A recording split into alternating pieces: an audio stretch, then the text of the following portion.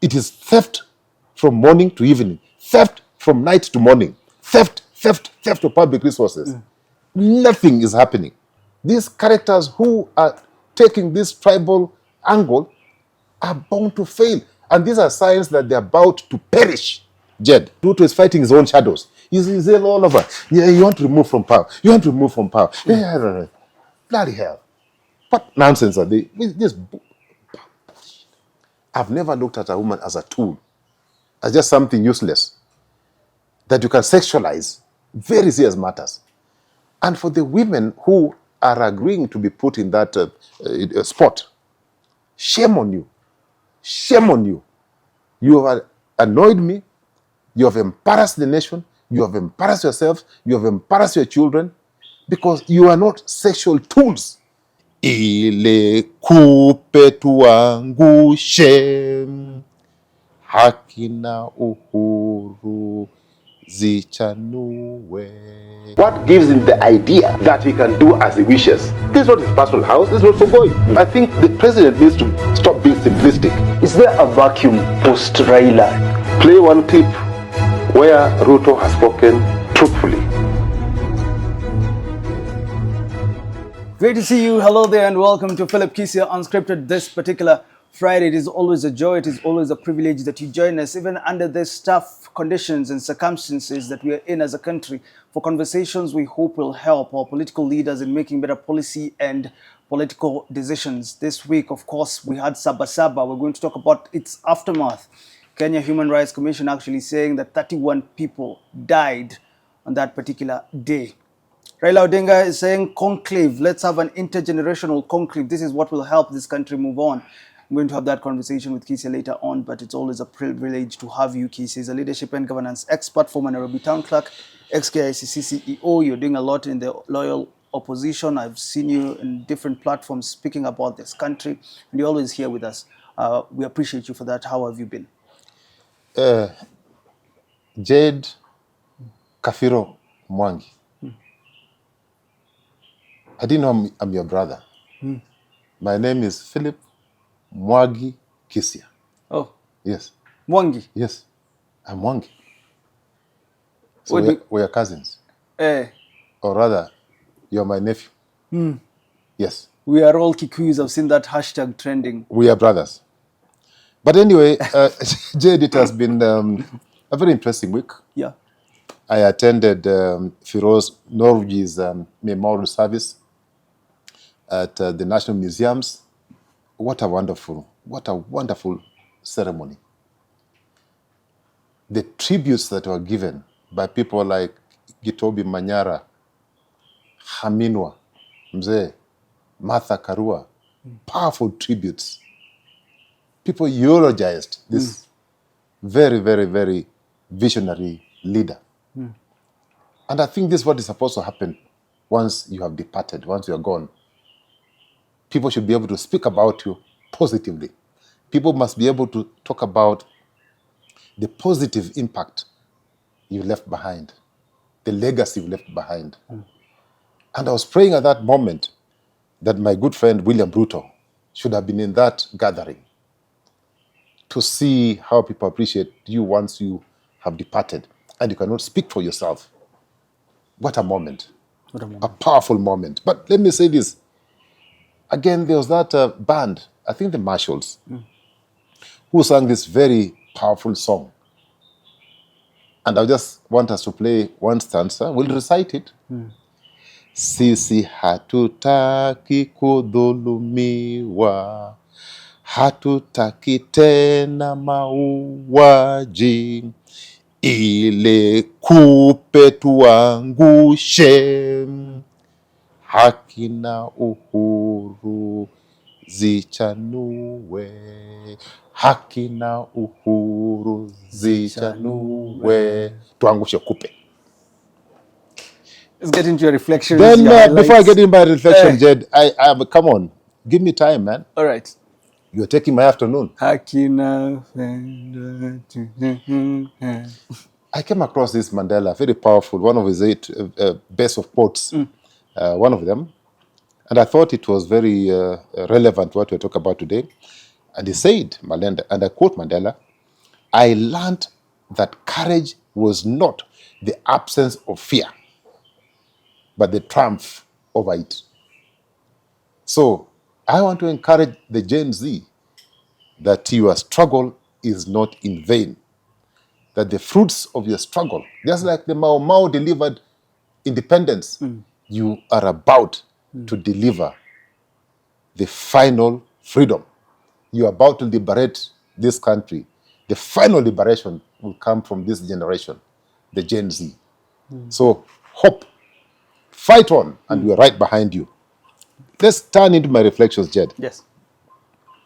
And I want you to quickly look for those videos. The two, one statement issued by not doctor, but President Kagame, and the other one by my good friend, President Ruto. Play them in succession. And then follow it with the video during his campaign. There were promises he made. There's a statement that he's made. And I want to remind him, least he has forgotten that this is what he said. All right. You are right to come and ask me, where did you put our money? I will show you. I will show you where we put your money. I will show you the roads. I will show you the hospitals. I will show you the schools. I will show you everything where we put your money. We are telling Mwai Kibaki it will not be long. He will have to quit State House because he did not win. We are making it categorical. Hii fujo yote wananiletea, mbona hawakuletea Kibaki?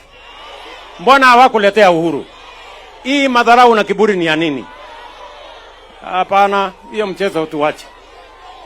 As DCI, EACC and KRA. Today, it is not just the big business. It is not just Humphrey Karaoke's business. It is not Tabitha Karanja and Keroje business. Even the border today are victims of a weaponized fight against people who don't share in the belief of those who hold the levers of power today. And I want to promise them that power is transient and the people of Kenya will overcome. We will not submit to your threats and blackmail. We will not bow to you. We will not worship you. We worship the living God in heaven. President of Rwanda, Paul Kagame, says he will show you where the monies are, the schools, the hospitals is built. The president says, mbona mnamwingilia na mkuingilia Kibaki, but then there's a video of him actually on the rooftop of a car. And then the promises is made, power is transient. These are your reflections for the week. Yes. You know, I think this man has is having memory lapses. And and now I agree with very many people who have said that probably he needs a quick checkup because something is wrong somewhere. But, you know, let me say this, Jed. Here you are President Paul Kagame. By the way, Paul Kagame was my neighbor in California. Caliph. Caliph, man. I must be president one day. I must be president. Even Museveni was my guy, man. Here in Caliph? Caliph here, man. Right. Caliph, you produce guys, man. But let me say this. Here you are President Kagame, you know, not fearing, not running away from accountability. He's saying, listen, people, I collect taxes from you. You have every right to question me. Ask me what you've done with the money. And I would be very happy to give you a report. I'll tell you, I'll show you the roads I've built, hospitals. You know, I'll show you what I'm doing with the money, airports. He's not running away from accountability. He doesn't fear accountability. He wants to confront accountability positively. And then on the flip side, you have this president of ours, William Samoei Arap Ruto, who really is allergic to to accountability. Extremely allergic. He fears accountability. In fact, when you start questioning him, the man gets ballistic. He gets so mad. He gets so furious. He gets so angry. And you wonder whether we are asking him to account for his personal money. We are not asking him to account for his personal money. We are asking him to account for taxes that Kenyans are paying. So instead of accounting, he takes a rear view mirror approach. He starts blaming the people who were there before. Oh, Jomo, Neni, Kibaki was there. In fact, it's shameful and embarrassing for him to compare himself with President Kibaki. It's shameful. He's nowhere near President Kibaki. He will never be anywhere near President Kibaki, leave alone President Uhuru. At least President Uhuru, there are things we saw that he has done. I'm not saying that there are not wrong deeds that he, there are some things that he did, which, of course, probably one day he must ask for forgiveness. Okay? But there are projects you can see that Uhuru left, SGR. Yes. Forget about the money that was stolen. But you can see even Express. But this man has come. It is theft from morning to evening. Theft from night to morning. Theft of public resources. Nothing is happening. The only thing he does is I say, okay, the others were not blamed. Why are you blaming me? We are not. You are the one on that seat. And you applied for the job knowing very well that it was not a walk in the park. That this was a serious job. And when you presented yourself for interview, you confirmed to Kenyans that you are up to the task. So please, President Ruto, if the job is so difficult now, you've discovered the job is difficult, you've discovered that you can't deliver, the honorable thing for you to do is to tender your resignation. You don't have to wait for 2027. And the man has these illusions that people want to, to get rid of him because he comes from a certain tribe. No. No. Jed, I have relatives who are Kikuyus. I have friends who are Kalenjin, including Alfred Keter, my personal friend. We are family friends with the Keter. Does Keter have any love for him? No. Is he not a Kalenjin? Yes. My daughter is married to Lugos. This is Kenya. For heaven's sake, these characters who are taking this tribal angle are bound to fail. And these are signs that they're about to perish, Jed. Okay? These are guys who are about to perish. Leadership, Mr. President, requires patience, requires vision, your ability to communicate, your ability to work with a team. You promise certain things, Mr. Ruto, that you not weaponize public institutions like DCI, NIS, okay, KRA, and what have you. But you are doing worse than Uhuru Kenyatta. He's worse. He's a worse devil than Uhuru Kenyatta. At least Uhuru was a devil. At least the devil that smiled. This is a devil that is holding daggers under gloves and hiding daggers under the Bible or in the Bible. So please, Mr. President, stop this. And I want him to remind you, because he's the one in the video that you played. Yes. When he was campaigning, he was asking Uhuru Kenyatta not to weaponize. Okay? These institutions. He's doing worse. He's the one who said power is transient. I want to remind President Ruto, indeed, power is transient. So on that score, at least, Jed, I agree with Ruto that power is transient. If he has forgotten, it is transient. He is actually an occupant, a temporary occupant. When I was at City, there's something we used to call TOL, temporary occupation license. We have issued him with a TOL, temporary occupation license. State House does not belong to him. And he should stop threats. Let him not, he wakes up in the morning, he issues threats to Kenyans.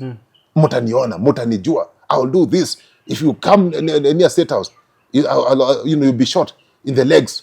But you guys, man, you guys are good, man. Now you've come with not one-legged, you're saying it's two-legged. I don't know what that means, but you guys are saying People that it's will two-legged. use crutches. It's People are two-legged. ready. So, Jed, Yeah. you know, I also want to remind him that we as Kenyans, just like he said when he was campaigning in 2022, we shall not kneel for him. He is not a God, because we also believe in the true living God. And for Muslims, they believe in Allah. So if he is dreaming that Kenyans, Jed, are going to kneel before him, let him look for another country. Let him look for, maybe his family members will kneel for him. But we as Kenyans, we are his employers. We are not about to kneel for him. We'll never kneel for him, because we can only kneel for the living God, Jed. Your highlights. My highlights, Jed. And I can tell you I'm angry. When, you know, sometimes, man. There's this young man, and he's my friend, or somebody I know. Nelson Koech. I know maybe he's happy because he's feeling the warmth of being close to Ruto. There are details I may not give today. But maybe he's feeling the warmth of being close to Ruto. And maybe he's benefiting. Maybe he's benefiting. But let those benefits not confuse him. Okay? Yeah. I want you to look for that video where the man has gone ballistic and issuing us with threats as if he has the children. He's a small little boy. He must respect people like us. We're elders.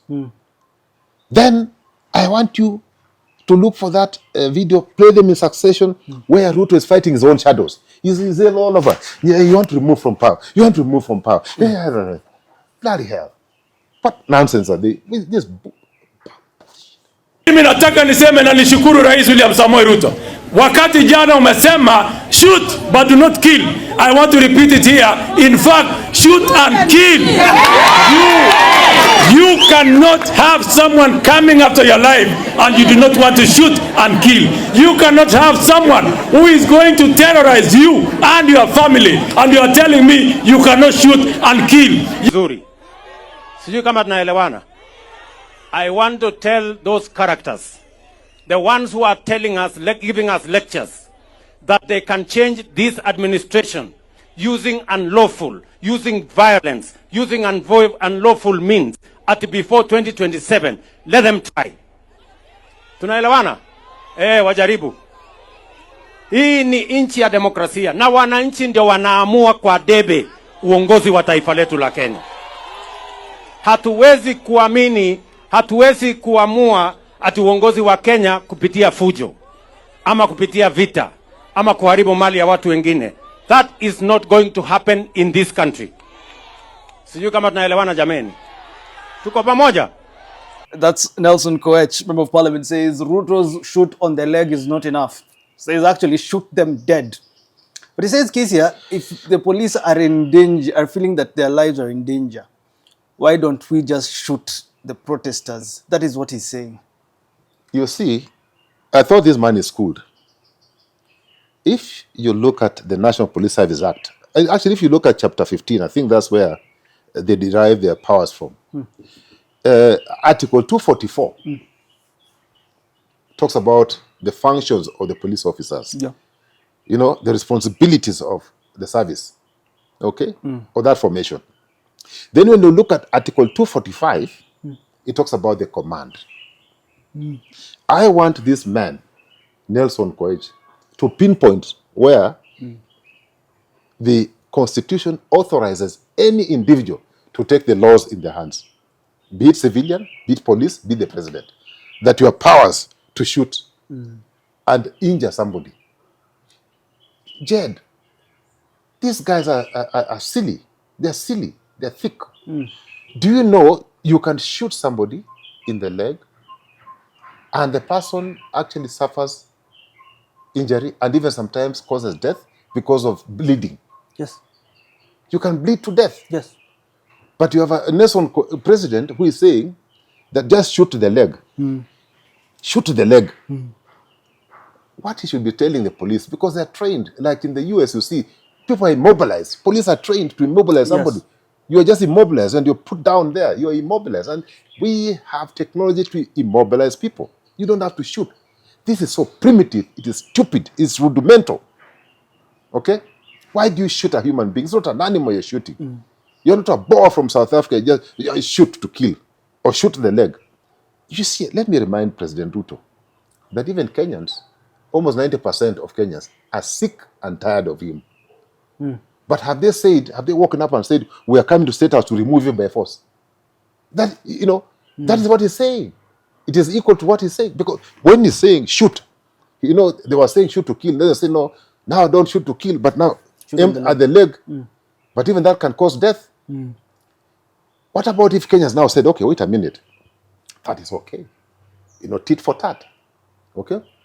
So, because we are sick and tired of you, we are coming to remove it by force. Then we turn this thing into a banana republic. Yeah. We must obey the Constitution, the rule of law. We are sick and tired of him. But there are two ways of removing President Ruto. Invoking Article 1, no confidence, and removing it because the powers are with the people. We can send him home before 2027. Let him not dream that he cannot go home before 2027. He can actually go home. Article 1, the Constitution. That Kenyans, it gives Kenyans powers to, it is supreme. It gives Kenyans power to defend it. That the powers have been, donated to those in office by Kenyans. So what about if they withdraw? You are an employee. Supposing we as employers decide to sack you today, which we can do, will you hang on to the office? They are saying Ruto says he thinks I can hang on to this. It is not your office. The office belongs to the people. Okay? When they're tired, like the employer is tired with you, he fires you and he says, here is your check, go home. So we can do the same. We can say, we are giving you notice. Yeah? We give you notice, 3 months notice. We work out his pay and we send him to Sugoi. And the other day he asked, okay, how do I go? Yes. And I've said, there's so many ways we can go. We can put him on the wheelbarrow and take him up to Sugoi. He can walk to Sugoi, but we are decent Kenyans. We are decent. We'll put him on the chopper and take him up to Sugoi. So please, Nelson Koech, stop these threats. And you are saying, you're making it appear as if it is this tribe versus this tribe. In fact, let me be clear, because they're the ones who have said it. It's you Kikuyus and we Kalenjins. Because the people who are issuing statements come from one tribe. Kikuyus are Kenyans. Kikuyus are my relatives. I have Kalenjin friends. I've told you, and many of them are my friends. We are neighbors. What is the danger of this conversation that we're having about Kikuyu Kalenjin? What is the danger of this? Because we're reflecting about 2007. This ethnic mobilization is dangerous. And, invoking, trying to make other tribes feel less or inferior and making appear as if, we are under attack. So we must protect our presidency. The presidency is not for one tribe. William Ruto, if he has forgotten, the oath of office he took, he said Kenya. He didn't talk about Sugoi, he talked about Kenya. So you see, and then they're so arrogant. They're saying, we can also fight back. We must do 2 terms. We must do 2 terms because Mwai Kibaki did 2. We must do 2 terms. I don't know who did 2. We must do. We. Who are you? We.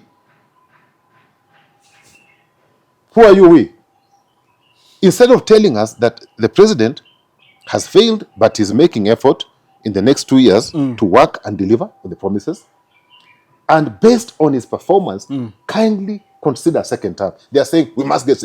When you think when in the Mamazen, does this Kenya belong to you? This Kenya belongs to all of us, and don't bring shit here. Hapa sisi ni wazaliwa Nairobi. Sisi my friend. Hakuna ile hatujaona. Tumeona mambo mingi. Nyinyi mkiwa huko Ocha. When you are with those shags. We have been here struggling in this city. We've struggled. We've come from far, my friend. Yes. We have suffered. And there's no amount of threat. Hawezi kututingisha sisi. Utatingisha kama wewe nani. So please, President William Ruto, nobody has plans to overthrow you. Nobody has plans to remove you from office. We are going to use constitutional means to get you out of office. It can be before, invoking Article 1. It can be 2027, where almost 90% of Kenyans will do. But again, in closing, my highlight, Jed, let me ask. When, property can be replaced, can replace. Police stations, I don't know how many have been banned. I'm not saying that is the thing to do because, again, if we do that, we'll slide into anarchy. But police station, property, we are 50, 60 million Kenyans. If one of us just gave 100 shillings, we can say, here, 6 billion. We're compensating, 6 billion. Just 100 bob. Here, 6 billion. Yes. Okay? Jed. Yes. What about Rex? What about Ojuang, Rex Masai, Ojuang, and 31 young children? You said people, not people, they are children. 14, 12, I don't know, 17. These are children, Jed. Don't say people. They are human beings, but they are children, Jed. This is the future of this country. We can't compensate. How? How are you going to compensate them? So I want to know from these two gentlemen, this Murkman boy, this Koech fellow, and President William Ruto, how they intend to compensate for the lives that have been lost. During last year, 25th, we lost, I think, 62. Yes. This time we've lost 31. They must tell Kenyans how they're going to compensate. Because even they're saying anarchy, we don't want anarchy. But when you kill people using extrajudicial means, when you murder, is that not genocide? It is. It's worse. In fact, let them be prepared for ICC. I can tell you for free. They must be ready to go to ICC. Let me conclude by saying, yes, the police officers who are being asked to take these illegal orders, you must avoid them like plague. Avoid. Because you've seen the one who has been arraigned in court. He is alone there. Murukomen is not there. William Ruto is not there. This Koech fellow is not there. He's alone in the dock. I like that police officer who has gone viral. And he has refused to take illegal orders. And he said, you rather sack me. Even if they sack that officer today, we are going to promote him. We'll put him back in the service and promote him in 2027. We shall do it because that is the right thing to do. You don't take illegal orders. So, William Ruto, please relax. We want you to complete your term. We are decent, but we shall remain decent if you are decent. If you behave indecently, yes, if you behave in a primitive manner, if you continue being arrogant, and you refuse to go for mental checkup, we may decide that, and you see, because there's a friend of mine who says the man, they speak at 12 o'clock, and by 4, he says, send me an email at 4:23 or something like that. A human being must sleep. And if you don't sleep, you'll end up having mental issues. You end up fighting yourself. You end up fighting everybody around you. You end up fighting ghosts, ghosts, yes, mashetani, madimoni. Please relax. Make sure you have sufficient sleep. You are not Superman. I think you can work for, 25 hours in a day. You are not Superman. You are just like me and my friend, my son, Jed. We are just the same. Let's get into our conversation for today. Is dialogue the best way forward? Sabasaba came the aftermath, 31 people dead. Raila Odinga comes and says, look, this protest, I think it's time we say enough is enough. His idea, his suggestion is that we have an intergenerational dialogue conclave where people meet and they say, this is the situation in the country and this is the best way we can deal with this situation in the country. Rigathi Gachagua, he says that the president was wrong in saying that you need to shoot these people in the leg. This is what the president said, actually. Anaenda kuchoma mali ya watu wengine. Mtu kama huyo apigwe risasi miguu, aende hospitali, akienda kotini. When you look at this, Kisia, I want you to, I think, contextualize what has happened since Sabasaba for us. Before we even talk about dialogue per se, since Sabasaba, we were thinking, because Raila said dialogue, people will tone down. But the president, and you've talked about Nelson Koech, have again come back with shooting orders. Koech is shoot to kill. What is happening in this country? Jed, just even before we quickly put it into context, I want you, because I think this video is very relevant, to look for that video, the Romanian Prime Minister? Yes. And then you remember we also talked about Bangladesh, the Bangladesh case.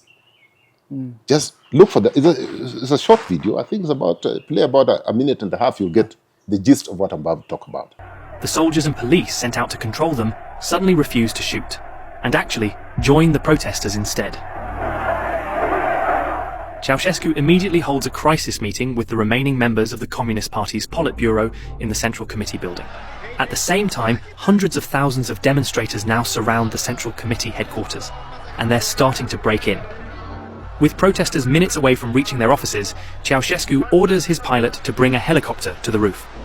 Both Nikolai and Elena are visibly shaken and have to be carried aboard by their bodyguards. Their faces are completely drained of colour. Together with 2 senior officials and 2 bodyguards, they squeeze into the helicopter and take off minutes before the protesters reach the rooftop. The pilot immediately heads toward Ceausescu's residence in Snagov, north of the city. Here, Nikolai desperately tries to summon military assistance and orders the pilot to get 2 helicopters with soldiers as an escort. The answer from the other end, however, is clear. They're on their own. No one's coming to help. You know, when you're in power, sometimes you forget that you're dealing with human. Even if they're military, they're law enforcement people, they're human beings, they have relatives on the other side. They have children, they have wives, they have spouses, they have parents on the other side. They are human beings. Okay? It gets to a point where they separate between taking command, illegal commands, illegal directives from the person at the top. And if you look at that video, Jed, that is not how somebody who has served a country should leave office. It is very, very degrading. You saw Ceausescu. Yes. Look at the way the fellow is leaving office. Look at the way he's struggling, to call the people that he should be governing the country with. And then he realizes last minute that, they realize that, listen, this is one person against the entire population. We are better off. History will judge us better if we stand with the people. And the fellow, you see how the fellow, in fact, they said, in the case of Romania, well, the only thing we can do, and after shooting a few thousand people, the only thing we can do is to airlift you to a safe place. But where they're airborne, they're airborne. Now the military even say, no, anything that is on. It doesn't matter if you're Air Force One. It doesn't matter if you're Uhuru One. The Kenya one is called Kenya One. Kenya One. It doesn't matter. Come down or we bring you down. And the captain says, listen, we just have to come down. Because if we don't, we'll be brought down. Look at the case of, that one was even, and then look at how that fellow ended. Executed in public. Then look at the case of Bangladesh. The same thing happened. He was looking for the military generals and they were saying, listen, Ma, get into the chopper. Get in the chopper. We have no time to waste. Otherwise, we'll leave you here. What happened? She got in the chopper. Safe landing. I'm not saying that's the best way of anybody who has served a nation to leave office. But it requires you to have good manners. For the people to appreciate you while in office until your time comes to an end. Because if you misbehave, if you issue illegal directives, if you behave in a primitive manner, primitive fashion, if you don't follow the rule of law, if you don't obey the constitution, it comes to a time when you use goons to run a country, the Haiti style, it comes to a time, Jed, where people will say enough is enough. Now, Jed, when you issue orders to maim, kill, shoot, it means that you do not respect life, sanctity of life. You don't respect, you have no respect for life. And such a person is dangerous. Such a person actually needs immediately to be admitted in the hospital.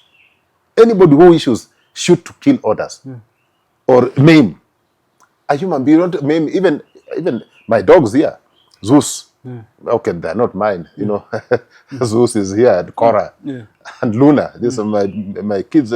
We treat them like human beings. Okay? We can't just, injure them.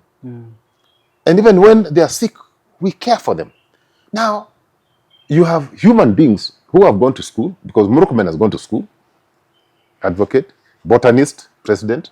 The other one, I don't know whatever he has done, but he's gone to school. And they're behaving in a very primitive fashion. You know, very, very archaic. These are people who, suppose those orders were reversed. Suppose those orders were actually directed to their children. How would they feel? So we must call out the likes of President Ruto, Mr. Murkomen. In fact, I know I'm calling Mr. Anyway. And Mr. Koech. You know, I've deliberately not used the word honorable because they are dishonorable. They are not honorable. All right. I'm sparing William because he's still the president. But if he continues misbehaving, we shall call him out. Jed, we shall call him out. We are not going to spare him. Talk to me then about Raila Odinga. He comes after Sabasaba and he says, we need this intergenerational conclave. People need to meet and talk. Is it time for us to talk? Because we've had NADCO, this is the argument, there are better alternatives maybe. Some are actually saying there should be executive action so that things can change in this country. What is your take on this Raila intergenerational thing? This intergenerational thing is, I mean, it's good. I'm happy that Raila Odinga is waking up, although a bit late. Okay? He has come up with this conclave thing. I don't know whether we are, you know, in the Vatican. In the Vatican. Yes. We went to this conclave arrangement. Yes. There are two things, Jed, that can be considered if we were to have any form of dialogue. Honesty must be put on the table. Sincerity must be put on the table. Because without those ones and commitment to delivering the outputs, you know, actually actioning on the outputs or the outcome, okay? Otherwise, there's risk. There's a total risk of elite capture and state capture.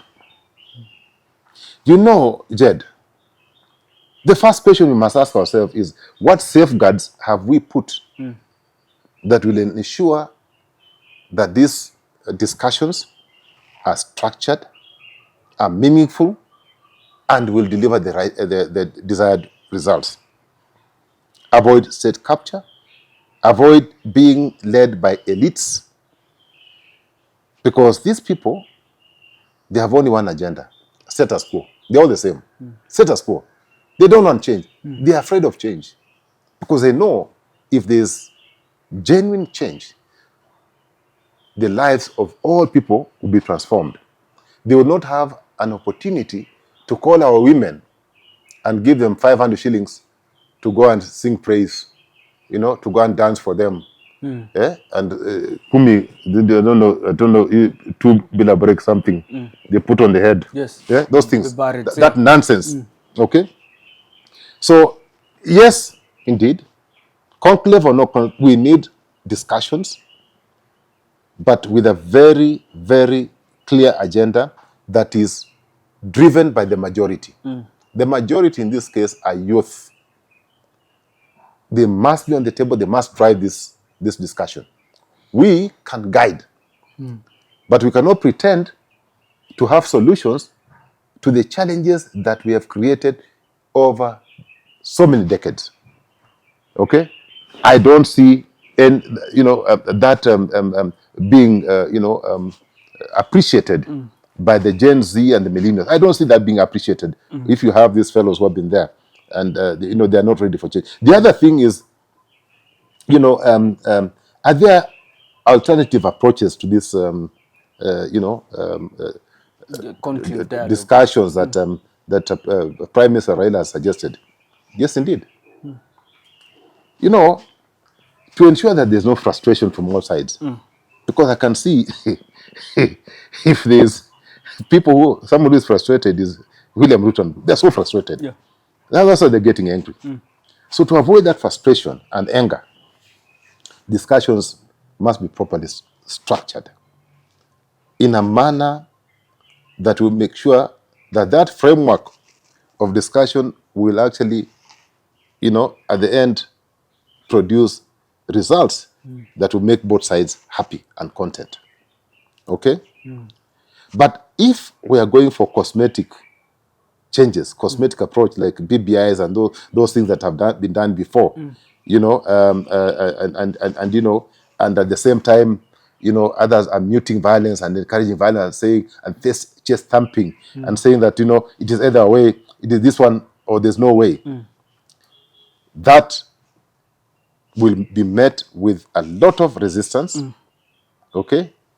And, you know, if discussions, if the majority think that the whole process lacks credibility and even the outcomes will not be enforced, you know, you know, it is just another BBI. The 10 points, this thing, 10 point, this 10-point thing that Prime Minister Raila Odinga and Mr.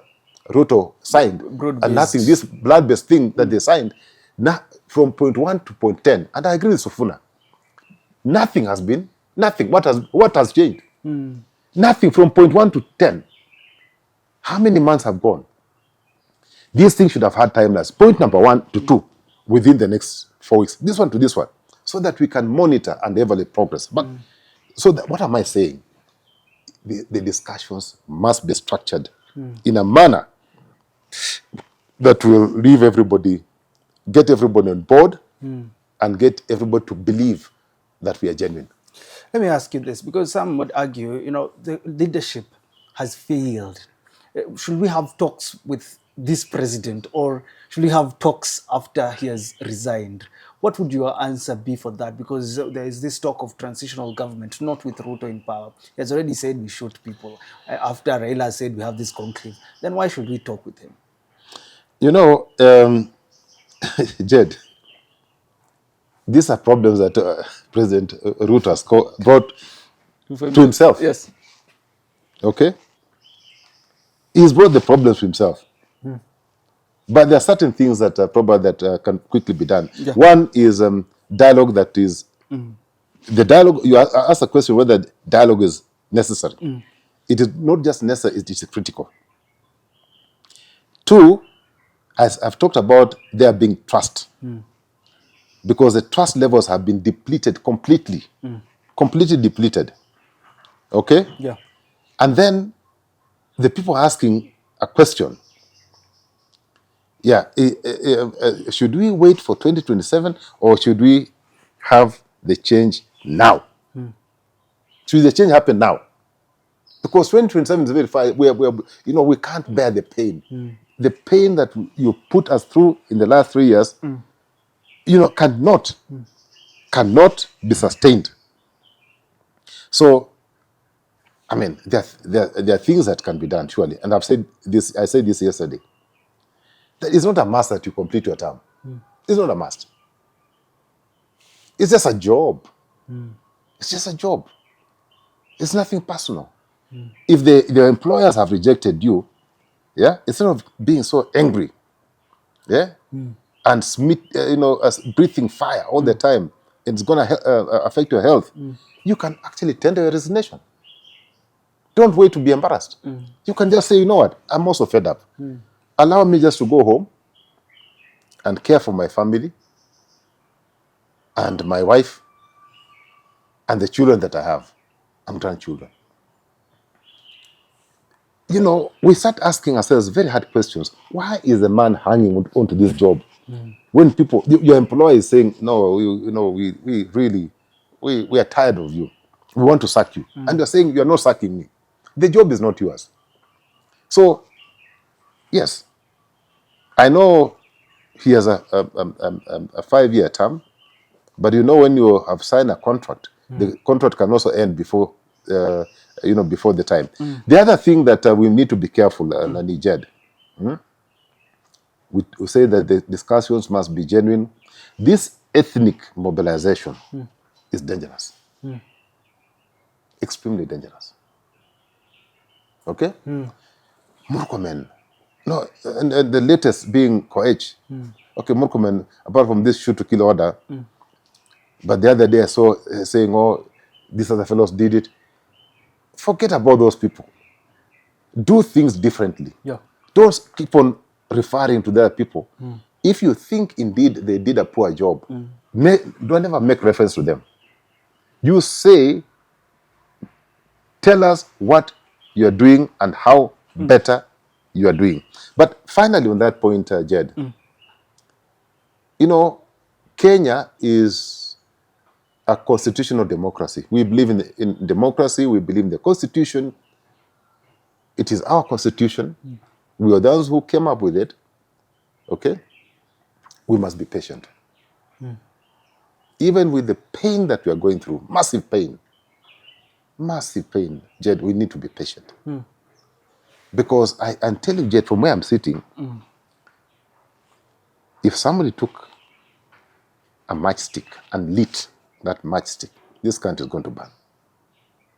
Because on one side, there's a population which is so angry, and there are millions, Jed. On one side, there are few characters who are enjoying, you know, the trappings of power. They're enjoying. They're living in opulence. That's why even the president says from his own resources, he wants to build a church, a sanctuary at 1.2 billion using his own resources. And you wonder where he got 1.2 billion to build on land that does not belong to him. You can see State House just traveled in the last, I think, how many months? Few months, I think 8 or so, 9 months. How much have they used, these people? 1 billion shillings, local travel. In a poor country where we don't have medicine, in a poor country where people are moving around with torn shoes, in a poor country where, Jed, our people still have jiggers, in a poor country, Jed, where we cannot pay our doctors, in a poor country, Jed, where we cannot pay our police officers well, in a poor country where we cannot provide jobs for our youth, Jed, and we are living in opulence. We are so extravagant. That cannot be progress, Jed. Progress is when we're all moving together, when the quality of life of all Kenyans is high, is acceptable. It meets international standards. But if the quality of life is only limited to a few people, 0.5% of the population, 0.5%, you can be rest assured, Jed, you are not going to enjoy that wealth. You will not enjoy it. And it's time for President Ruto to reflect, stop getting angry for nothing, and just ask himself in a corner, let him sit down. I don't know whether he respects his wife. I don't know. I don't know. But, you know, and a man when in a corner, you normally go to your wife and say, you know, where's the problem, Mama? Advise me. And because, you know, women are very powerful. I don't know, you're not married. I can tell you they're very powerful. And they'll tell you the naked truth because I've seen you naked. You know, somebody who has seen naked can disarm you. Yeah? Yes. Do you know that? Yes. Because they look at you in the eye and say, now, Baba John. Baba Jed. Baba Jed. Yes. Baba Jed. Yes. Listen to me. Stop this nonsense. But when you're listening to these bootlickers, you know, these hangabouts, they say, oh, you know, Your Excellency, forget about Jed. Your Excellency, you know, we're doing well. You're not doing well. You will only discover you're not doing well when the generals are telling you, get into the helicopter in the next 2 minutes. You are looking for the money that you've been hiding in State House, billions. They're saying, there's no time, get in the helicopter. We have 2 minutes. Let me ask you this about, still on this conclave thing, how can we avoid making it look like a political posturing? If Raila, because he's the one who has come up with it, and the whole country now, people are talking about referendum and everything in between, how can we come up with this conclave, this dialogue that ensures that it doesn't look like political posturing and actually will have tangible results? 3 things, Jed. The first thing is that we must have a clear agenda with what it should deliver. The agenda must be so clear. 3 to 5 items. And we know there are up to 5 items that are really pressing these people, the youth, who are the majority. Those are the items that we need to have on the agenda. Have this conclave or whatever you want to call it, dialogue, whatever you want to call it, meeting, without, forget about that BBI. Now I'm tired of that BBI. I don't even see that document. 5 items saying we are meeting to talk about youth employment. How can we generate youth? How can we spur the economy? How can we reduce taxes? We are meeting to decide on how we're going to decisively deal with corruption. We are meeting to deal with the following challenges. that are facing our youth and our people. So I'm saying the agenda must be clear with items to be delivered. Okay. The second theme, the discussion must go beyond political parties. Okay? It must go beyond political parties. This thing is bigger than political parties. We must get the youth, and I'm keep on talking about the youth. We must have constitutional experts to come and guide us on how these things can be done within the constitutional framework. Yes. Okay? Experts, not greedy fellows. People who are proven, eminent Kenyans, and they're there. Mutunga is there, still here, thank God. Maraga is still there, thank God. Hamino is there. We want eminent people who have seen it all, whose own interest is to see their grandchildren thriving, is to see this country prospering, is to see this country living in harmony and progressing. Okay? They have nothing else, these people. We don't want to see on that table characters who have been there, who have benefited, who want a status quo. If you're looking for eminent persons, they're there. Even Philip Kisia is one of them. I was going to say that. The third thing is we must develop some accountability mechanism. Okay? Yes. Because this thing of meeting somewhere in Serena or somewhere, no, let me just say, in a hotel. Yes. In a hotel, or meeting in a corner somewhere, or in State House. We must meet in a neutral ground, somewhere. Even maybe all states, I don't know, somewhere. Yes. Okay? Where all of us are equal. Where we can trust, where we can believe that this environment is okay for all of us. Okay? And we must have live streaming. There's nothing like, this will be heard in camera. There's no camera. Those cameras now, at least for now, but we must break those cameras. Yes. Not figuratively. Yes. I'm saying there's a camera. Yes. The camera must be used for live streaming. Yes. The secretariat that we intend to have, because it must have a secretariat, it must have the infrastructure. It will not be, government, lean towards government. Okay? It must include all the stakeholders.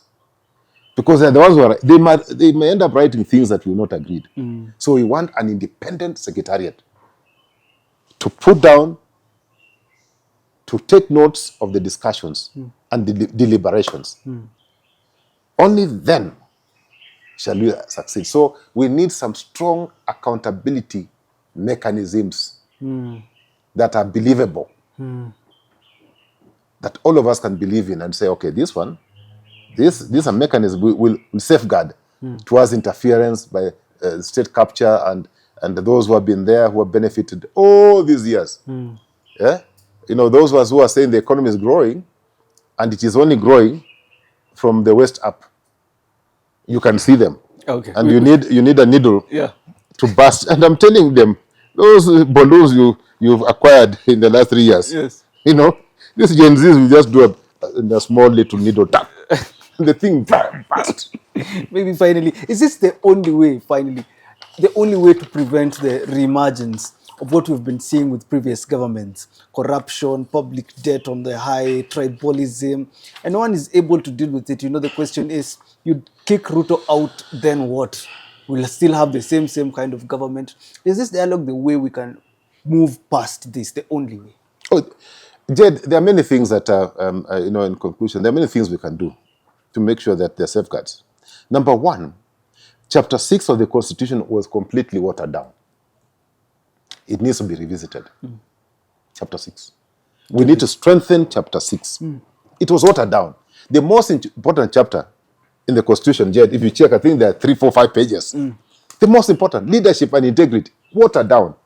Because the guys who ended up coming up with this final document, they made sure that important chapter was watered down. So we need to revisit that chapter, to strengthen it, to make sure that it can provide all the safeguards, to make sure that those people who are corrupt, those people who have committed crime, never get ascend into leadership.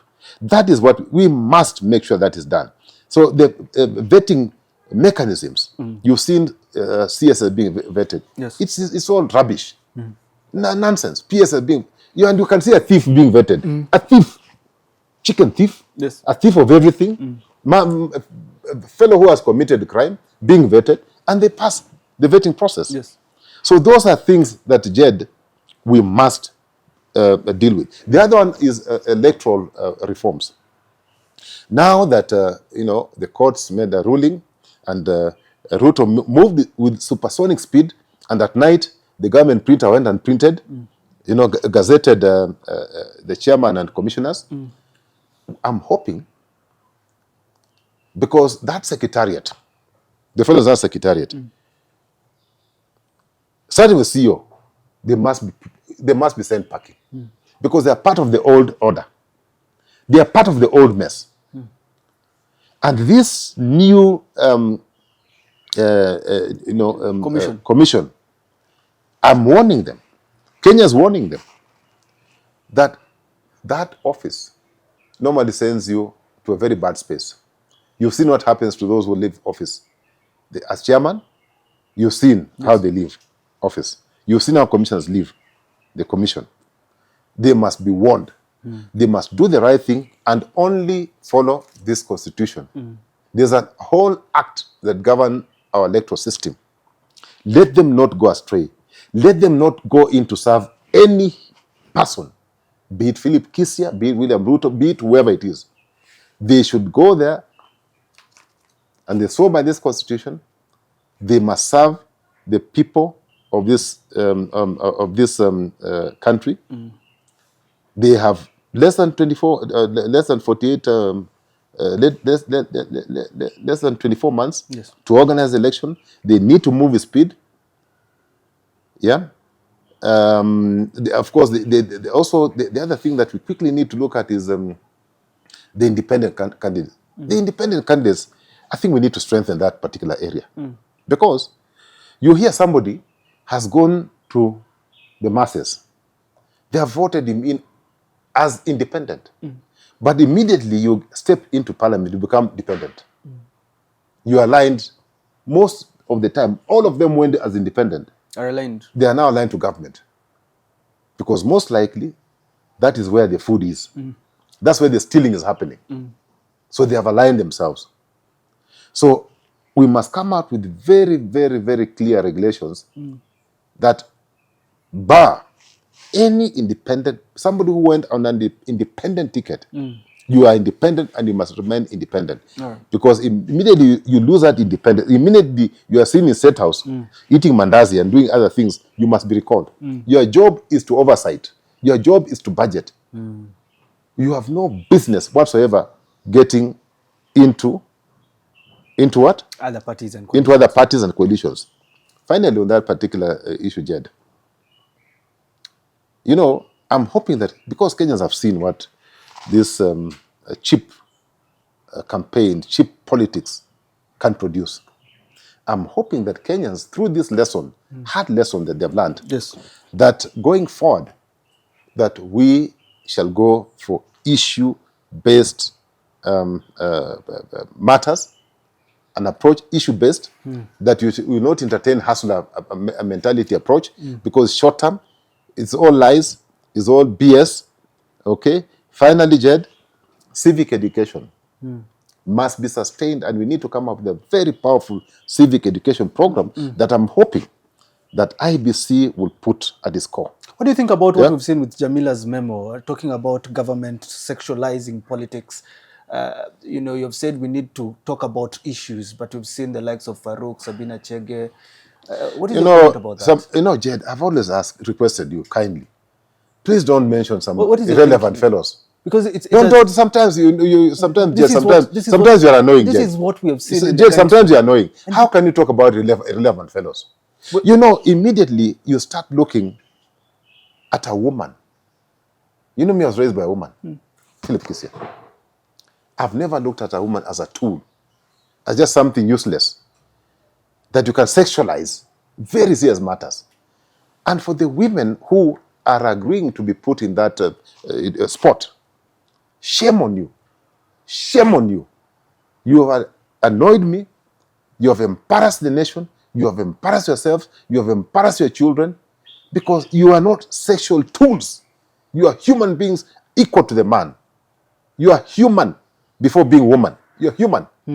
So what a man can do, you can even do better.